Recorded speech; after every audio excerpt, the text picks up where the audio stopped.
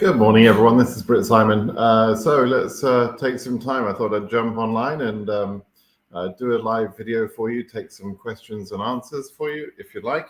I'll try and keep up with the questions. I always try and keep up with the questions, but I usually get behind.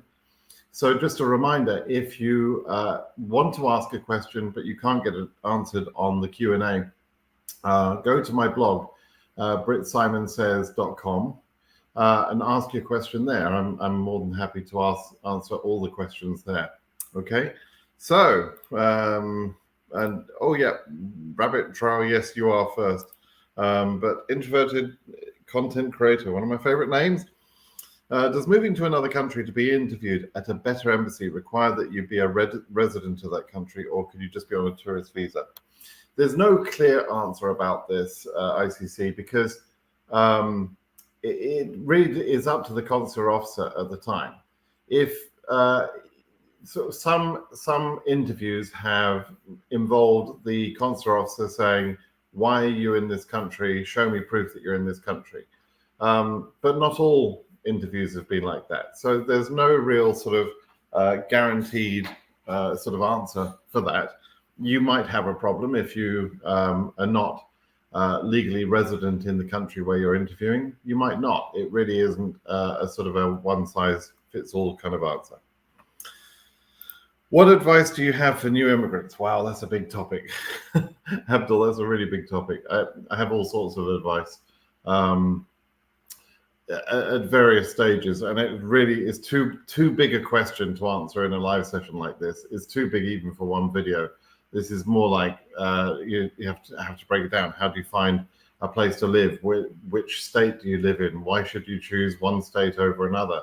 Should you live in a cheap area or a a more expensive area? How do you find a job? How do you find a doctor? How do you get your kids into school? There's a ton of things, right? I could go on all day about that, but unfortunately I can't do that. So Abdul, I'm afraid I'm going to have to pass on your question. Any chances for 70K cases? Okay, who's got the angels? I want to kill an angel because you didn't give me a region, but I'm going to assume you're talking about Africa, since there's no Asia or EU number at that level. I did. Let me just show you here for a moment. I created videos just recently, and if you look at my videos, go to my channel. And you have a look here. I've got a video that is analysis about South America, one for Oceania, one for Europe, one for Asia, and one for Africa. I've created a video to answer those questions. So when you ask me, is there any chance for 70K, Africa 70K, it tells me you haven't bothered watching my other video. Why wouldn't you watch that? It's important to you. So, if the question's worth answering, then go watch the video. And the video tells you everything you need to know. Okay. Do I have a chance, please? My case number is up to 62K Algeria. Algeria is kind of an interesting case, so I am going to answer this one. Although I would say also go look at the video. Algeria we expect them to be a very high performing embassy again this year. And with the number of selectees they have and the success rate of those selectees, there is a chance that that they will meet their 7% cap, a 7% cap on any particular country, by before they get to the end of their selectee pool. Now, I don't know where the highest case number in Algeria is. I suspect it's over 100K, and if that's the case, then at 62K you've got no problems, right? You'd be absolutely fine. But I really don't know where Algeria stops in terms of the highest case number that was allocated to it, or to an Algerian case. So you'd have to sort of understand that. So have a look into what cases in Algeria go up to, and then let me know. We can talk about it. What do I think about the EU 30K cutoff after the last cutoff? What EU 30K cutoff? There isn't an EU 30K cutoff. I don't quite know what you mean. Do you mean to say about my analysis video, like whether I still believe what I said in there? And the answer to that would be yes. I mean, the fact, So too many of, okay, let's talk about this. Too many of you get hung up on the visa bulletins. You don't really seem to understand that's not the point. The point is where we end up at the end of the year, not how fast we get there from one month to the next, right? Now, I have explained to people before that, and it doesn't seem to sort of sink in, there are some reasons why, the pace goes as it is. During the early months, before all the DS-260s are processed, cases that were already current, I think we were current up to 13,500 before this latest visa bulletin for Europe, right? So there were cases below 13,500 that had not had their DS-260 processed. So when they were about to set the numbers for the next visa bulletin, which actually went to 16,000, but in order to choose that 16,000 number, the process is this. First of all, they have to understand the capacity of the embassies, right? The embassies say whether they can take 50 cases, 100 cases, 300 cases, and collectively within Europe, they would have therefore a rough capacity. They would know what they're shooting for. And in the months of March, April, May, June, July, that capacity is higher than it would be in October, November, December, right? So there is a natural speeding up that happens where there's more interviews that tend to happen in those important months, March, April, May, June, July, right? So that's one factor. The other factor is not all the DS-260s have been processed. So cases under 13,500 would have had people that were waiting for their DS-260 to be processed. Then it got processed, and those people are entitled to that capacity before any other higher numbers come in, right? That's how it works. Lowercase numbers get a preference, okay? So, so then as they look at the capacity and they look at how many people they have to fit into the capacity, they look at how many people are now able to be scheduled that were not able to be scheduled before from the previous 13,500, and then the 2,500 they increase by makes some more cases available at whatever DS-260 processing rate is the case throughout the whole region. So, so that's kind of how it works. That's how they decide where to put the pace. Now, if we look at if we look at Europe, we can also see, for example, that the case number range that we're talking about being current is 16,000. After just before 17,000, Uzbekistan will get limited, right? There are no more Uzbekistan cases after 17,000, right? So the density of cases is normal, is the same throughout the whole range up to 16,000, the number that they just went current. After that point, a couple of things are going to happen. The density is going to drop because Uzbekistan is out, right?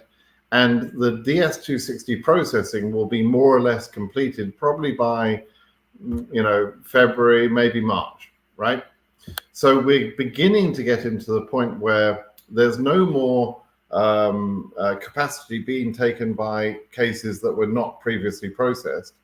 And we get into a lower case number density range. So the visa bulletin progress can accelerate in the later months much faster than the earlier months. I'm not saying that will happen. I'm saying that that's possible, right? Now, for those of you that say, oh, Simon just said that we're going to go current to 65,000 or whatever it is, 66,000. No, he didn't say that. And I'm not saying that. I'm saying that the pace could be faster after this next couple of bulletins, right? Because of the factors I just mentioned. But they're not trying to get to 66,000. You've got to understand that. You're seeing this as slow because you're thinking, well, it's a long way away from 66,000. Yeah, but they're not going to get to 66,000. That we know, right? So you need to look at the range up until about, I've said my estimate, I think I said was about between 35 and 37 as my sort of precise range. My wider range was a little bit more than that, up to about 42,000, I think. And so, that's the sort of range they're trying to get to. That's the sort of range they're going to get to. And the pace can accelerate after the 16K. So that's kind of what you need to understand. So when you ask me questions like, what does this mean for 30K? You're not really thinking about the end point. You're thinking about, you're trying to say, oh, well, it's 6 months of processing. And if I double 6 months of processing, which only got us to 16,000, then that means it's going to get to 32,000. No, that's bullshit. That's wrong. That's not the way to look at it, right? You don't just mathematically double it because we're halfway through the scheduling year. It's not how it works, right? So, yeah, I'm hoping that's going to understand that you're going to understand that. But to be honest, I've explained that many times, and people still don't seem to understand it. So, I'm not quite sure if I'm explaining it incorrectly or badly or whatever, but it's just not sinking in for a lot of people. Why Asia cutoffs are slower than DV 2023? Well, DV 2023. If you look at the visa bulletins, let me just get something up here. We'll go to my blog, and we'll go to. It's quite funny. I see people sort of giving screenshots of what I'm about to show you. This spreadsheet sometimes, and they'll show me this, like, this is this is information I found on the internet. Yeah, it's because I come in here and I type all the numbers in here. This is my spreadsheet, right? So we're talking about, you want to know about Asia. So let's look at Asia last year. It accelerated fast, right? Up until 18,750 at this point, and then it just stayed there, 18,750, 18,750, 18,750. And only completed at 21,000. And this is kind of what I just said. You're far too worried about the month-to-month progress in the early months when it doesn't really, doesn't mean much. And you're not thinking about what the high point is or what the end point is, right? And that's what you should be thinking about. And so you're complaining because this is at 7,000 and last year it was 18,750. So what? This year it could increase month after month after month, whereas last year it just stayed there at 18,750. And the way to interpret that was the jump between 9,000 and 15,500 and then up to 18,750 was far too much. It was too much because then they had to keep the bulletin at the same number for 4 months on the trot and only increased after that by another 2,000 numbers. It's slower this year, but who gives a damn? It doesn't matter as long as they're making progress and as long as this number increases rather than just stays there as it did last year, right? So they went too fast last year, clearly. They did that because they were trying to sort of push as many interviews out as possible. They went current with, they sometimes do this, they went current with Africa to try and, or nearly current with Africa to try and get more visas pushed out. But you're worrying about the wrong thing. You're worrying about the pace, and you shouldn't be worrying about the pace. The pace is what it is. And to compare this year with last year without understanding how dysfunctional last year was in terms of the visa bulletin, because this was clearly not good. I hope you understand that, for it to stay there 4 months running and then stay at 21,000 for 3 months. Basically no progress for 7 months, right? So that's because they put our number high and just let everything catch up. That doesn't mean that everyone under 18,750 was interviewed in that March month. Of course not. It took months for them to get to the point where they had interviewed all the cases, right? That's the problem. You see the same effect, by the way, in Europe last year. People will say the same thing about Europe. Oh, we're behind. We were at 16,000 and last year was at 26,000. Yes, but look at what they did. They went to 26,000 and then 30,000 and they stayed there for 3 months running. And then they were at 32,000 for another 3 months running. So if you want all the acceleration in the visa bulletin in the first 6 months and then almost no progress in the second 6 months, then DV 2023 was your favorite year. But it makes no difference if you can't get an interview and if the final cutoff isn't what you need, right? So so you don't worry about this month-to-month progress in DV 2024 when it's behaving a bit more as it should do. Now, what will they do? They could have a big jump. They could go to 30,000 next month and then repeat 30,000 for another 2 or 3 months. They could do that, or they might just move up the Visa Bulletin in the correct progress as they're supposed to. This pattern, this 26,000, then 30,000, then 32, is not how it's supposed to work. It's not an organized way to do things. So, and we've seen years, by the way, where they've even had to go backwards, right? Retrogression, it's called. So you don't want those sort of things to happen. You know, you want it to be a well-organized process. Okay, I spent too much time on that question. Oh man, and I wasn't showing you. I wasn't showing you these numbers. This is what I was trying to show you. I'm sorry. So for Asia, let me just quickly show what I was looking at. None of you were seeing.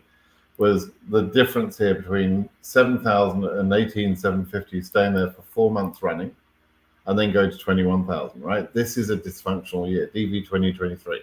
So asking me why we're not as fast in 24 compared to a dysfunctional year doesn't make sense.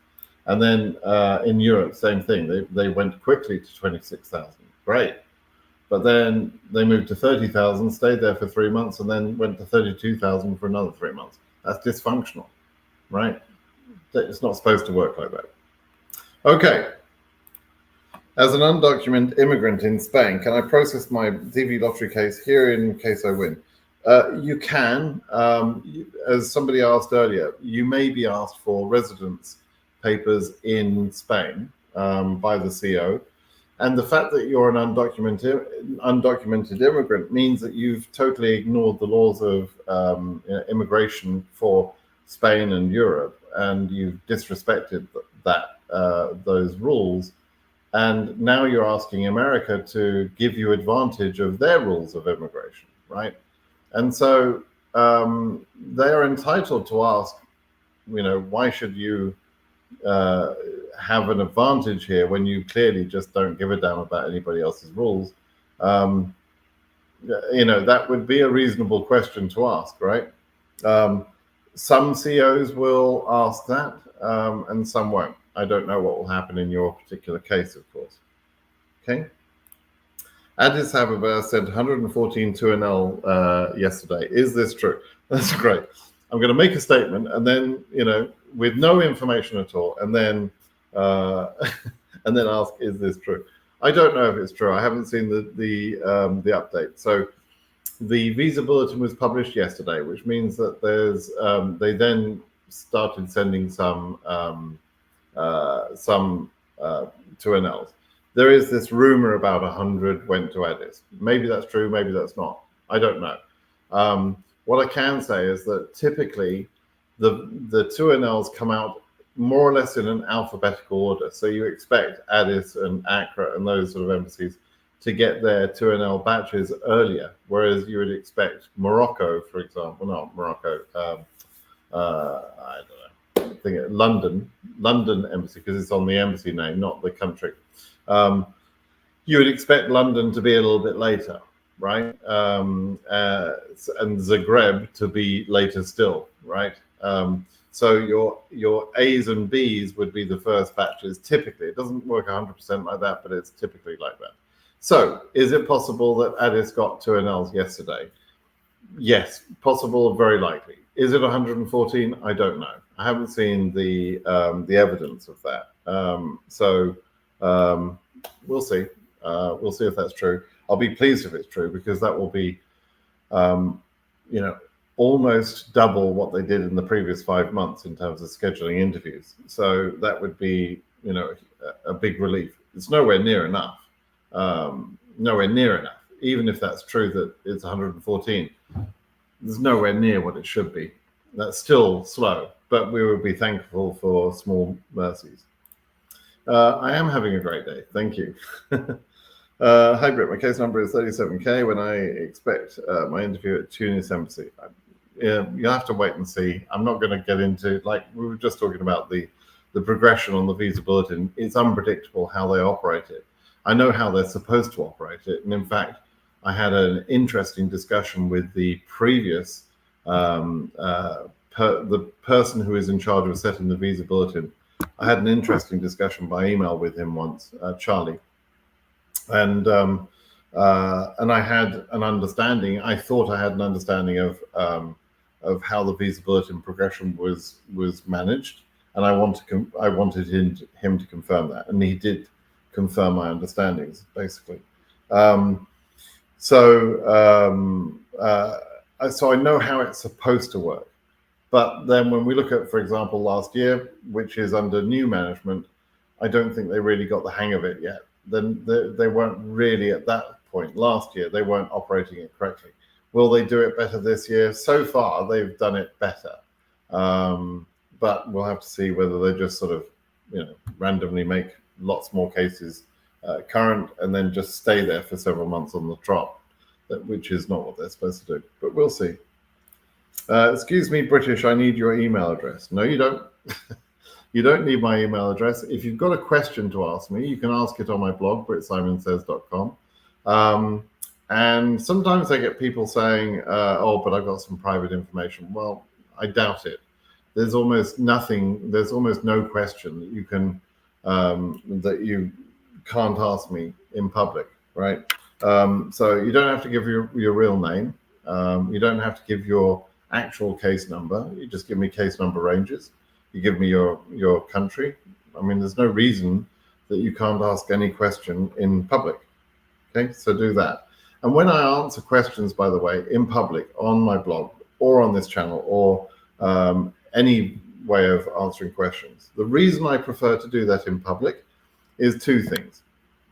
Number one, when I answer a question in public, more people hear that answer and will benefit from the answer than just the one person asking the question. So it's a better use of my time. And the second reason that I won't answer questions in private is because I'm not a lawyer and I'm not pretending to be a lawyer, and I don't charge for any services I provide, and I won't charge for any services I provide. And so I don't want to give the impression that I am available for hire for sort of one-on-one consulting in a pseudo-legal capacity. That's not something I want to do. And there's certain laws about that which I wouldn't want to, I wouldn't want to get in the way of. So I don't do that. I never have done that, right? So now, have I ever had a couple of private conversations with people over certain things? Yes, I've done that, but not because I'm available for hire in any way. Okay, Felix says, what if I left out that I went to university by mistake? I did. I went to the university by mistake, but did listed my high school on the DS260. Okay, so your grammar's a bit off here. It's not that you went to university by mistake, like you were walking one day, you were going to the supermarket and by mistake you fell in the front door of the university. What you mean is, what if by mistake you left out the information that you went to university, right? What if you made that mistake in your form? Well, silly that you left that out. I wouldn't have left it out. And depending on your case number, if your case number is medium to high, not current yet, I would probably unlock and correct that information. Frankly, it's important information. So now, do you 100% have to change that? You don't have to. It's just that it will be a bit of a surprise to the CO when you turn up and you said you've only got a high school education, and then you have, oh yeah, but I've also got this university degree. That will make the CEO not really trust you. And that's the last thing you want, right? You want to be trusted by the CEO. They see a lot of people all day and they're looking for little examples of unreliability in your answers, lies. You trying to hide something. Why did you try and hide that university thing? Right? So it's much better to be as fully honest as you can throughout this whole process. In the DS260 and beyond, right? Talked about the Visa Bulletin, and I talked about it for EU, so I don't think I want to talk about that anymore. Does it make sense to ask a question about the chances of my 36.5 EU Ask your projection. Many thanks for the patience. No, it doesn't really make sense to ask that question. You know the prediction that I've given. The prediction is only a prediction, and I've gone fairly conservative, I would say, on the prediction, right? So I've warned people that the cutoff for EU could come as early as the low 30,000s, right? And that I think the broad range could be as late as the early 40,000. So it's a fairly broad sort of 10,000 range. I think in reality, the cutoff will probably be in the middle of that, but it's really hard to be precise. And just because let's say I said the maximum was 42,000, I'd be delighted to see it go to 45,000, 46,000, 50,000. I'd be delighted, right? I'd love to be proven wrong, and wouldn't be at all upset with that, right? I mean, that's a happy day. But I'm just trying to sort of give you a warning of where it could come so that you're not horribly surprised later on. And for you at 36.5, you're right in the middle of my sort of range where the only thing you can do, you can't calculate a precise number where the cutoff will happen. I can't calculate that. You can't calculate. Nobody can, right? Because there's just too many factors involved. There's too much human behavior involved, and there's too many things unknown, right? So can't be calculated. All you need to do is just wait and see. You know you're in a slightly risky range. You just have to wait and see now. Okay. Dar es Salaam Embassy, per your view and current trend, any chance? Your AF 106,000? No, I mean, I thought I was reading that as 10,600. Regardless of the embassy, that case number is extremely high, extremely risky. And the only way we get to very high case numbers like that is through very poor behavior in many embassies in the African region.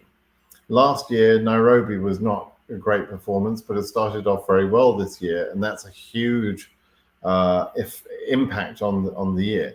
If we now see Addis starting to take some cases, and most importantly Cairo, then that is basically the end for those high case numbers, right? Because if those three big players, Nairobi, Cairo, and Addis, if they were underperforming, that would screw up the whole region and give a chance to high case numbers. But Nairobi is not underperforming. Addis may be coming online with a little bit more activity, we'll see. And Cairo hasn't done so bad. It's 320 so far this year. That's worse than it should be. But let's say they start having decent capacity given to DB cases, then that will be the end of high case numbers. That's basically how it works. So there you go. Welcome back. I'm a great man, apparently. Thank you, Major Matata. Great name. You guys are very imaginative and creative with your names. Awesome. Is there any chance of Africa going current? No, not really. Just talked about that. I know this could be an annoying question, but can you give me your thoughts about case number 37K in Europe 2024? Do I have a chance? I've just talked about almost exactly that. The 36.5 question was almost exactly that. So I've covered it for you. Paige, morning, Simon. Thanks again for everything. 1 week to the interview in Sydney and super nervous. Don't be nervous. Like in Sydney in particular, they're really friendly. The interviews are very short. It'll be 5 minutes or less. Very, very quick, very easy. It's a quick, simple verification of your documentation. Maybe 1, 2, 3 questions, but very simple, very casual questions. Nothing to worry about. You'll be fine. But do let me know when you get that happy news. There are some visas that were reserved for 2021. When will they be issued? There's several lawsuits that covered 2020 and 2021. It's amazing I haven't had another question on them. And those lawsuits were all won. There was a sort of a number of lawsuits that were won. We won them in front of the judge. And then the government appealed those wins. And so those appeals are holding things up, right? And so we're now waiting for the appeal court decision, which the appeal hearing was well over a year ago, about 15, 16 months ago now. And we're still waiting, right? So when will they be issued? I don't know. We have to wait first and hope that the ruling that Judge Mehta gave is withheld, is held up rather, and so we get the visas issued at some point. But when it will happen, I don't know. How it will happen, I don't know. It's been so long. It's, we'll need to figure out how that is going to work, right? Do I think that EU 18K will become current in April? Probably. Can somebody apply and study to travel? Use an F1 while being a 2024 winner, or is it a risk? It's not a risk to the DV case, but the DV case makes it harder to apply for a non-immigrant visa because you've declared or shown an intention to emigrate to America. And so it doesn't make it impossible to get a visa like an F1 or a B1 or whatever. Not impossible, but a bit harder. Okay, so, but no impact, no problems for the DV case. The only visa you need to be careful of is the type of J visa, J1 visa that has a 2-year home residency clause. You don't want that while you're going for DV 2024, right? You don't want to apply for that and give yourself that headache. But other than that, no problem. Can I reschedule my DV interview in case I missed it? Well, don't bloody miss it for firstly, geez, I mean, it's not a hairdo, right? You're not having a haircut. This is a once in a lifetime opportunity. What the heck have you got going on in your life that is more important than that, right? But let's say it was a completely unavoidable, situation and you missed your interview. Yes, you can reschedule depending on the embassy, right? You're really at their mercy. So, you can ask them and they might accommodate you, but they don't have to. So all you have to do is work with the embassy. KCC won't and can't help reschedule. It's only the embassy, right? Good morning. I was expecting you today. I have some issues. Why some cases are current, but the cases are yet to be processed? Concerning.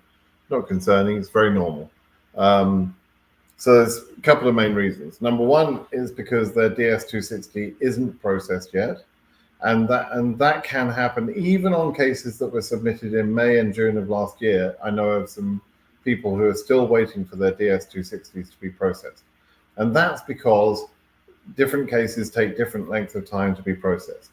And it's based on the background checks, etc. So some cases that are submitted are processed very, very quickly, right, within a few weeks. And other cases take months to be processed, and particularly if you've got connections to the Middle East, certain professions, certain jobs, certain other areas, Russia, Ukraine, those sort of areas are also sort of somewhat delayed for obvious reasons, right? So there are various reasons why DS-260s are delayed. And if you go current, but your DS-260 hasn't been processed, then you can't be scheduled. The other thing that can happen is you could be processed, your DS-260 could be processed, but your embassy has got a backlog, right? And that's because they've been not giving enough capacity each month to meet the month-to-month demand, and therefore a backlog of cases builds up at that embassy. And so, one or the other thing is going on. I don't know which, in every case, obviously, but one or the other of those things is going on. Okay. What's the chance for a case 100K for Africa? Again, I explained that with the gentleman that asked a question about 106K. Same thing. Anything above 70, 80,000 is extremely risky. And really depends on the performance of embassies being bad, and we're already seeing the embassies being better than they were last year, particularly in the case of Nairobi. So yeah, it's not looking good for high case numbers in Africa. I know there's not a 100% answer, but what do you think Cairo will do for the next 3 months? Is 52K be possible? There's not even a. I can't answer ICC. You know, I can't read their minds. I can say why they've been delayed, which is the immediate relative category, but I don't know whether their immediate relative backlog is reducing to the point where they then say, you know what, we've broken the back of that backlog. We feel now we can give DV cases a bit more emphasis since they're time limited compared to these IR cases. The IR cases, immediate relative cases, are the highest priority in the government's mind and some embassies' minds, because they're not supposed to be numerically limited. They're not supposed to be delayed at all. If I, as a US citizen, want to sponsor my parents, or wanted to sponsor a parent, or my wife wants to sponsor a parent, those visas are supposed to be immediately available. Those green cards would be immediately available, right? That's my right as a US citizen, and my right as a US citizen comes above your right as a DV lottery winner. That's literally how the government looks at it. Okay, so for parents and children and spouses of US citizens, there are IR categories, immediate relative categories, and those visas are not supposed to be delayed. So if there's a big backlog at an embassy like Cairo, they're trying to crack that backlog. And I don't have visibility to say how many are still in that backlog, right? So I can't tell you whether they're going to change their mode of operating and give more emphasis to DV, because I don't know the IR backlog. Okay, that's basically it. Greetings from Pennsylvania. Your videos are an invaluable source of information. So you came from Ecuador to Pennsylvania. I'm sure you're freezing your ass off. But things are going a bit wacky in Ecuador at the moment, so you're probably better off. But I hope you're making a good start to your American journey. Good luck to you. Why you don't give like? Oh, okay, yeah. Why are there no likes? 8 likes. Good point. Let me get on the likes thing again. I need some likes. You're absolutely right. Per SEAC data, says Leonis, 19,513 CN allocated at Dar es Salaam. Okay, you're talking about a case number, and only 16. What are you talking about? Only 63 have been interviewed so far. No, there's not 19,000. Why on earth would you have thought, Leonis? Did you not bother to look at? There are not 19,000 people at Dar es Salaam embassy. The case numbers are by region, covers the whole region. It's not just one embassy. It's not just one country. So no. I don't know what else to explain. All I would say is if you go to the BritSimonSays.com, there is a basic questions page there that explains much of the sort of the basics, and you clearly need to know that, right? What do I think about 37225? Already talked about that for a couple of very similar numbers. Family is SA48XX, Havana, Cuba. Lots of faith. Well, you're going to need some faith. That's a high case number. So, Havana's doing very well, but 48XX is going to be very touch and go. Can you give me any idea about the case number 64K AF region? It's probably okay. I suggest you watch that video that I made. After reading your last blog post, I guess there's no point in trying to predict interview date anymore right now. Maybe the Visa Bulletin, not for me though. AF41. Yeah, so you're going to be current very shortly. So, you can relax unless you're at one of the non-performing embassies, right? And if, by the way, this is something I really want to explain. If you're AF41K and therefore not current yet, and you're at Accra or you're at Addis, then for God's sake, move before you become current. Once you become current, if your DS-260 is processed, you're allocated to the queue that the KCC believes you should be allocated at, based on your current address, right? And if you get allocated to an embassy like Addis, and if Addis never gets to that number, then your chance is gone, screwed. You're done forever, right? There's no recovery from that. There's no way you can fix that. So you need to make sure before you're current that you're allocated to the right embassy. And being allocated to an embassy is about where you live, right? So you need to unlock your DS-260 and make sure you're, if you can physically move, and then unlock your DS-260 and change your address, right? That's the best way. You've got to understand this. Many people are going to miss out this year because of bad embassies. So, it's sickening. It's sad. It shouldn't be like that, but it is like that. And so pay attention to that. Okay. How soon are the 2NLs sent after the Visa Bulletin released? Well, again, on every single month for the last 5 years or so, there's been a statement in my Brit Simon Says website,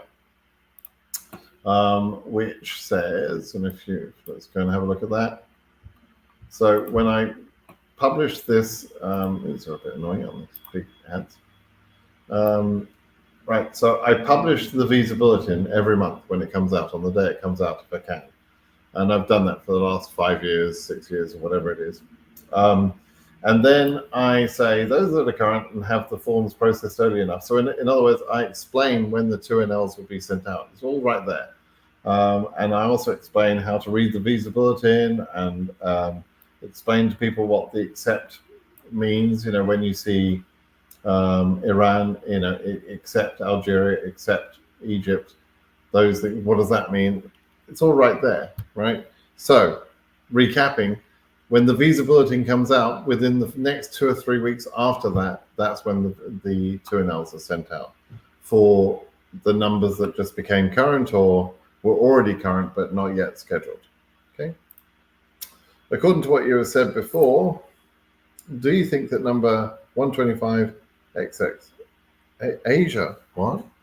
Oh, 12,500 in Asia, male Ankara embassy has an acceptable chance? Yeah, your problem there is not male range. Yeah, so your problem there is really to do with Iran and Ankara, right? As an Iranian, you've got a longer period of background checking before the DS-260 is ready. Then when you interview, you can almost expect, as a male, as you probably already realize, 4 to 5 months of processing after the interview. And sometimes they'll accelerate that, but a lot of times they won't, which means that you need to be interviewed before about May, June. July is already getting a bit tight.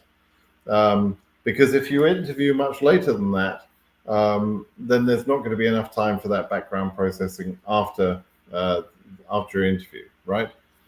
So you've got a couple of problems. Ankara might have a backlog. They have in the past, and they've got a little bit of a backlog now, and that tends to sort of develop. And then you also need to get current early enough to get an early interview, and your risk increases immensely if you have a very late interview, like a July, August, certainly September interview. As an Iranian male, your chances of approval go down tremendously, right? So to talk about does it have an acceptable chance depends on what you think is acceptable, but those are your problems, as I explained, right? Okay.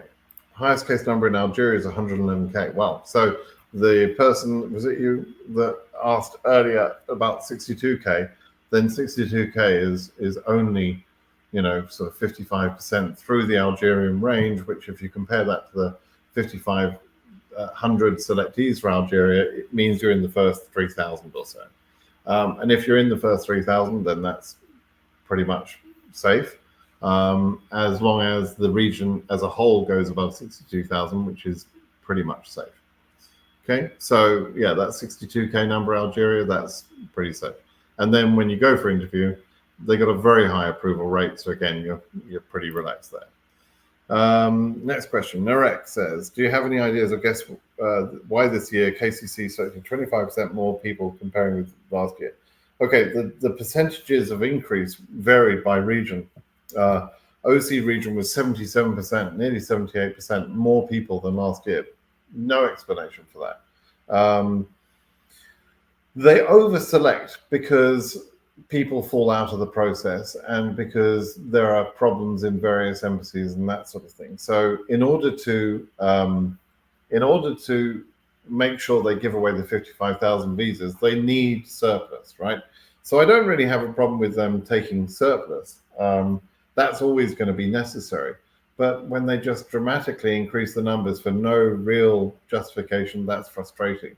Because if you get selected with a very high case number in pretty much any region, then it really is just teasing you in a way, because you're not going to get current. You're not going to get current if you've got a high case number in Asia, Europe, Oceania, or South America. You might get current with a high case number in Africa, but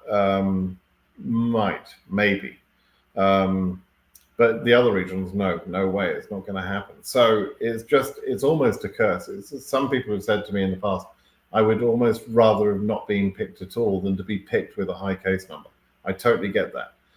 But you never quite know what's going to happen, right? In my own year, DV 2014, we had a high case number. My wife's case number was a high case number. Shouldn't have gone through that year according to statistics and everything else, but we got through. So there are chances for people, and so you don't know 100% it's over until July, middle of July, you'll know. New member here, good. I hope you've subscribed, Dennis. Hopefully, just stay on this. Hopefully, I pick up some viewership from. I was just. I went down a rabbit hole just the other day of watching some videos from that guy, Verified So. I like the guy. He seems like a very nice guy. But it was horrific. First of all, he did a video that said actual case numbers in each region or something. And he did an analysis using Excel, and he doesn't know how to use Excel, and he doesn't understand apparently what MVC means. And so he did this filtering thing on MVC and then said, that's how many cases there are in each region. And every one of the regions that you mentioned were wrong. Every number he got was wrong because he just had the wrong idea. He had no idea. And why he couldn't figure that out was beyond me. Anyway, so then he did that. Then a couple of days later, he puts out a system on his Guide Me In platform where he's got how many cases before you and after you have you got. Now, Zarthesius invented that idea and has a really good working system on his website. So why the heck this guy, Verified So, thought he needed to replace that or try and do the same thing is beyond me. I don't know. It already exists, right?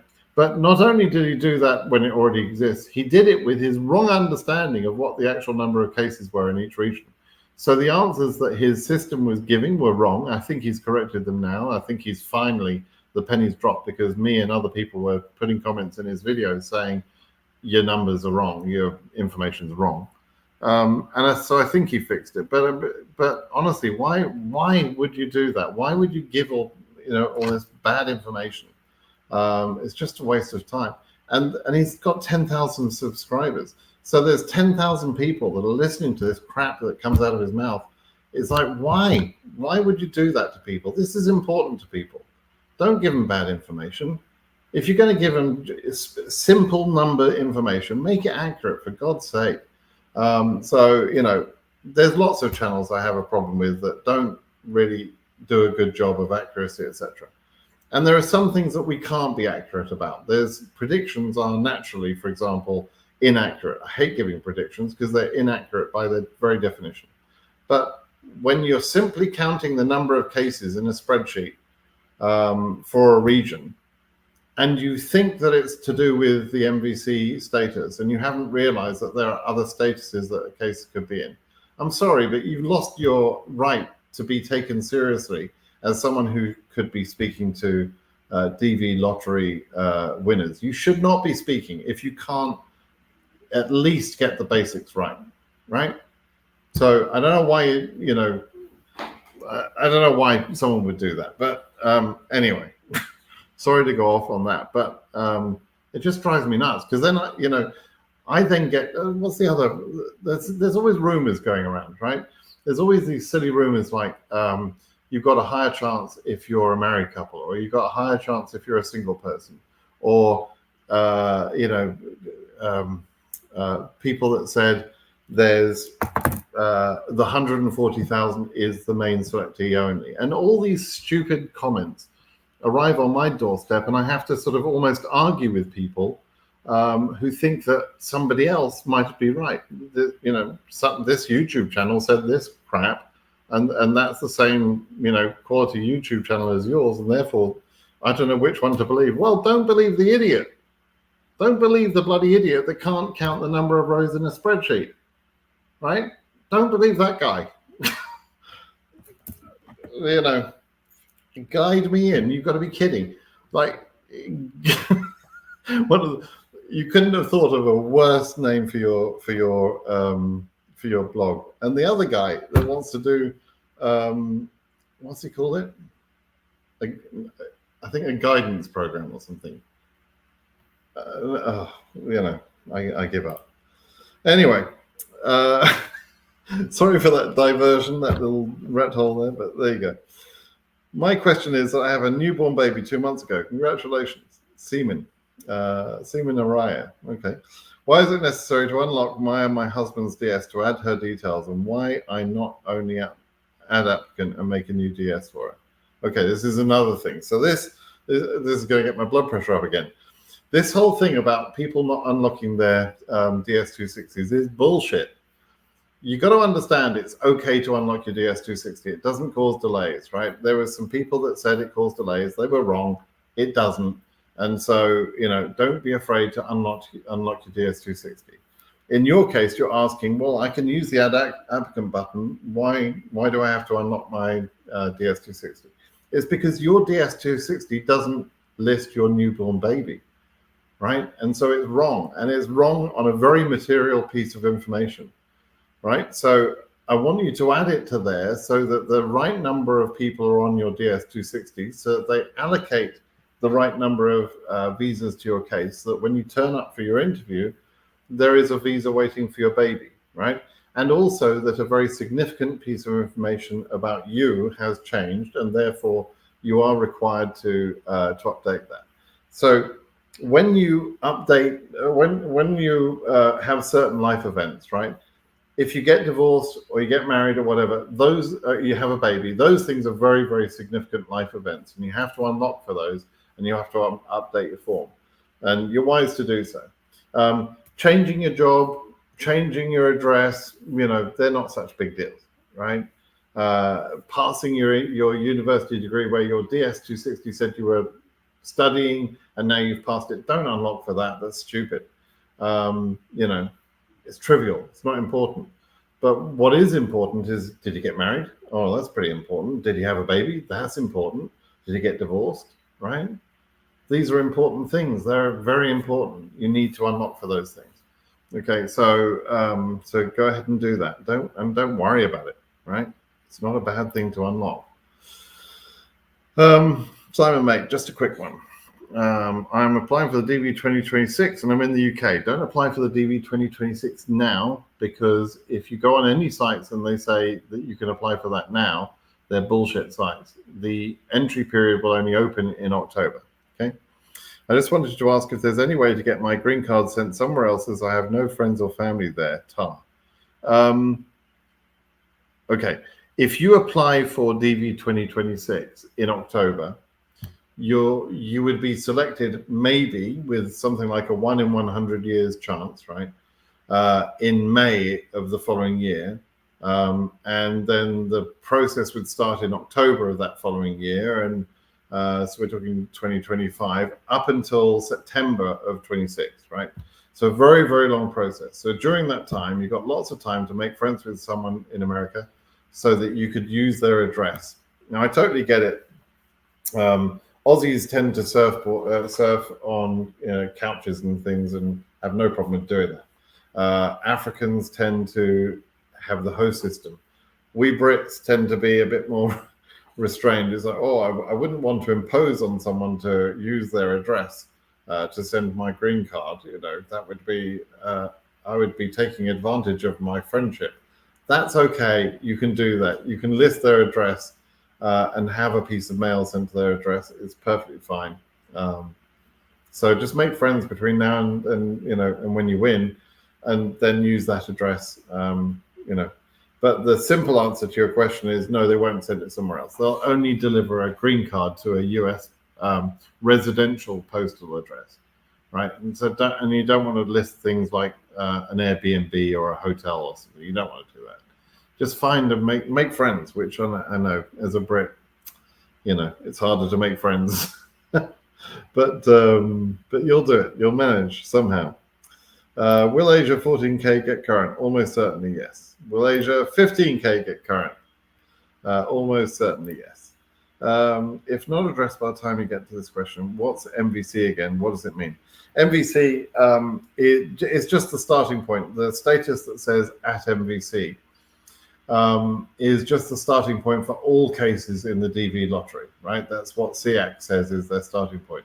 It's not even true. MVC is an administrative arm that handles the processing of immigration cases, but doesn't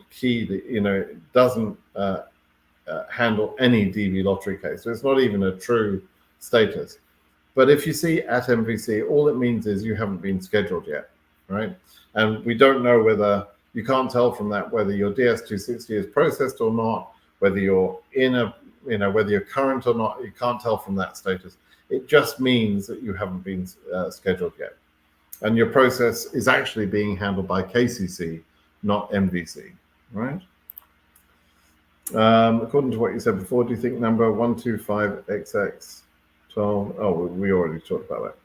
How many tickets will the UK get allocated? They won't get allocated any. The countries don't get allocated visas. The visas there is a quota system that works for each region, but within the region, it's a first come, first served basis.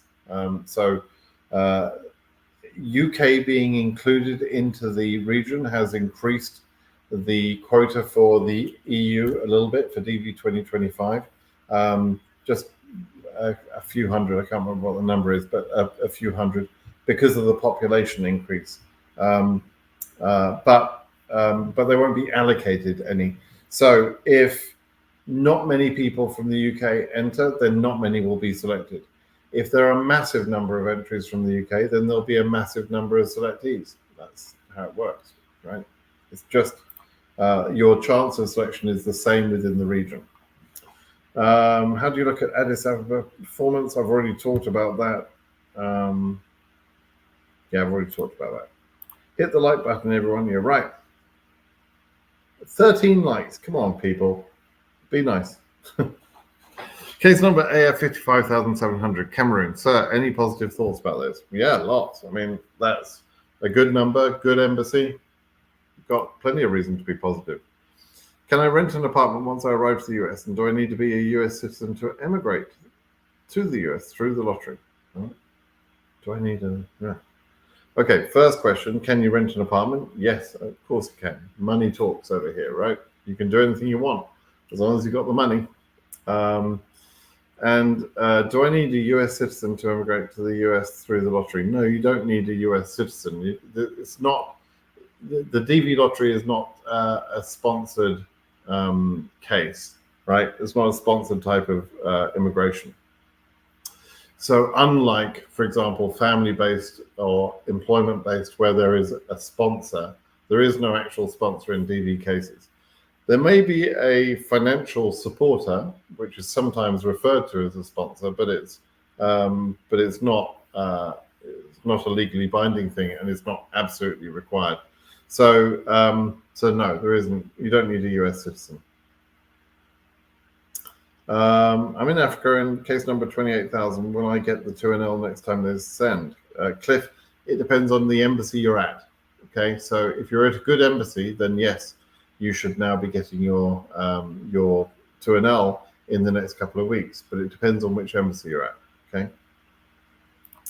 What do you think about the slow bulletin? We talked about that. Don't think it's slow. I'm not bothered about it. I'm not worried about it. 42K in Nairobi. We're next in line. Yeah, be ready. That's good. Oh dear. Hi Brit. Will Ghana Embassy ever send 2NL because I'm already stuck with AF9K? Okay, so the only thing going for you is that what I expect is going to happen in Accra is that they're going to start to go into a pattern of accepting about 30 cases per month. That's what they did in the last 2 years, right? And at that pace, they will get to some number, right? I don't know exactly where they're going to get to.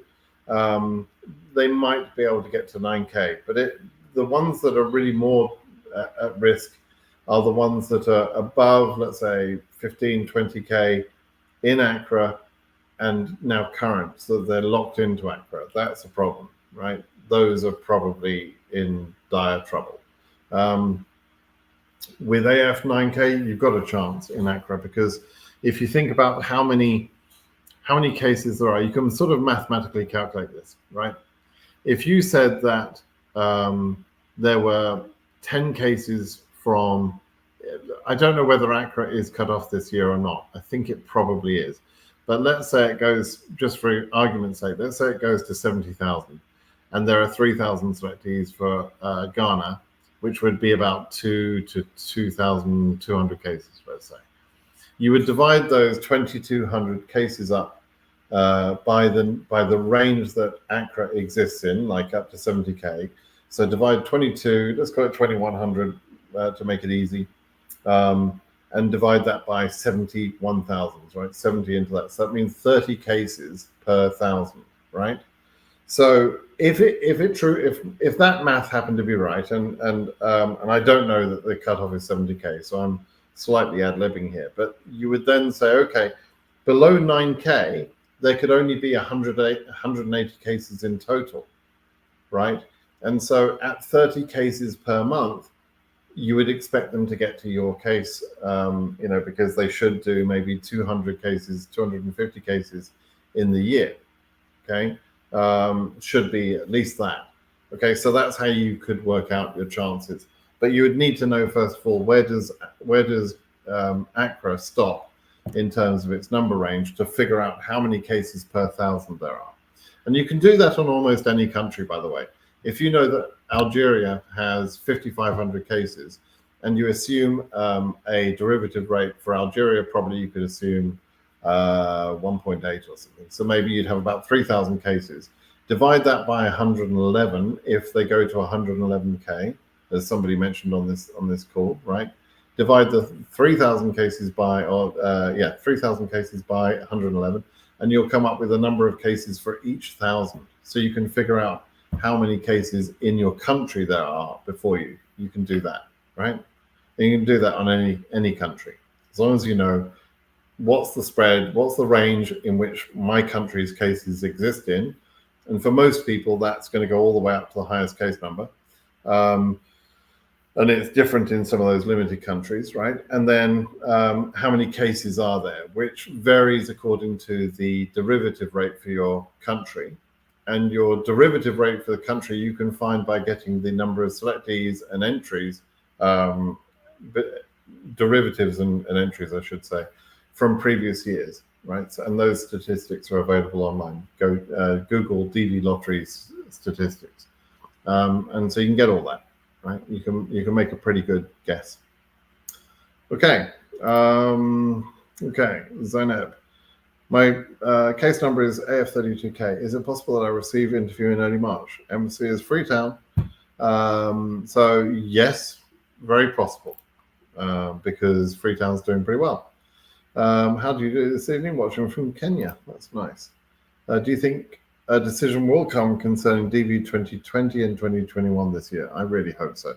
Everybody must be very, very tired of waiting. The appeal hearing was in September of last year. So if they keep this going till September of this year, that would be 2 years of waiting. So I hope so, but I really don't know. There's no way we can predict it. Talked about that before. We saw the VB for March. It's not good for Asia region because it's very slow. If possible to be like 2017, 2018. I've talked about that. I think I've covered that. Okay, so let me look for one or two good questions here, and we'll call that a day with one or two more, right?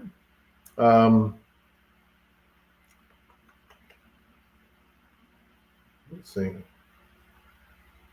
I'm just scanning through, so I think I've answered that.